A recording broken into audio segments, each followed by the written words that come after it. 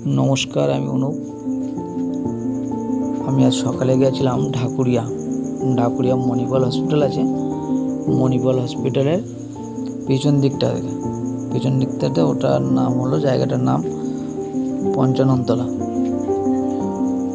ওখানকার আশপাশে দেখছিলাম যে মানুষ কীভাবে জল ব্যবহার করে। ওইখানের মানুষ যারা ওখানে বসবাস করে তারা কীভাবে জলটা ব্যবহার করে, কতটা নিচু জায়গা। এখানটা প্রত্যেকে চৌবাচ্চা করা আছে। ওখানটায় বলে সব সময় জল আসে, মাঝে মাঝে আবার কারেন্ট জল নাকি আসেও না। এখান থেকে জল ভরে নেয়, এখানে নিচ থেকে নেমে সিঁড়ি দিয়ে নিচে নেমে জল ভরে ভরে এই সাইডের ড্রামে করে ওপরে রেখে দেয়।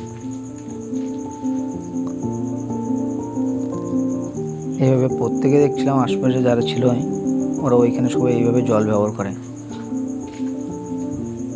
আমরা সাধারণত যারা নিজেদের বাড়িতে বাস করি, অনেকে বাড়িতে পাম্প বসিয়ে জল ব্যবহার করি। অনেকে কেউ হয়তো কারো হয়তো লাইনে জল আসে, সেইভাবে জল ব্যবহার করে। কিন্তু বলার বিষয় যেটা হলো সেটা এই যে আমরা জলটা ব্যবহার করি, এই জলটা অনেক সময় কী হয়, হয়তো ট্যাঙ্কিটা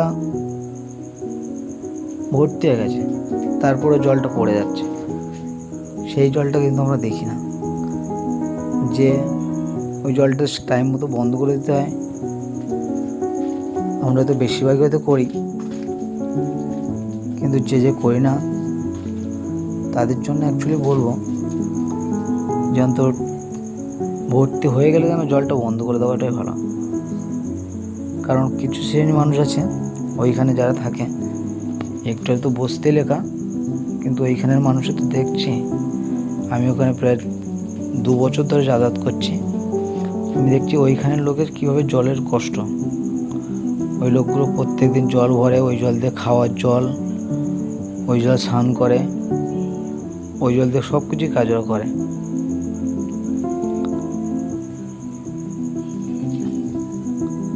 আমরা তো জল হয়তো ভরি, আমরা জল ভরে অনেক সময় নষ্ট করে দিই বা ফেলে দিই জল, আর এই মাছগুলো পাইপ দিয়ে নিচে নেমে এই জলগুলো ভরে ভরে তোলে।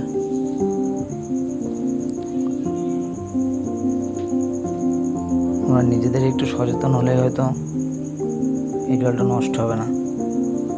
আর যে জলটা নষ্ট হয়ে যাচ্ছে, অন্য অন্য রাজ্যে জলের অবস্থা শোনা যায় খুবই খারাপ অবস্থা। আমাদের এখানে তো তাও অবস্থা ঠিক আছে, কারণ পরপর যত দিন যাচ্ছে জলের লেয়ারটা নিচে নেমে যাচ্ছে। সেক্ষেত্রে এখান থেকে 20 বছর বা 30 বছর পরে একটু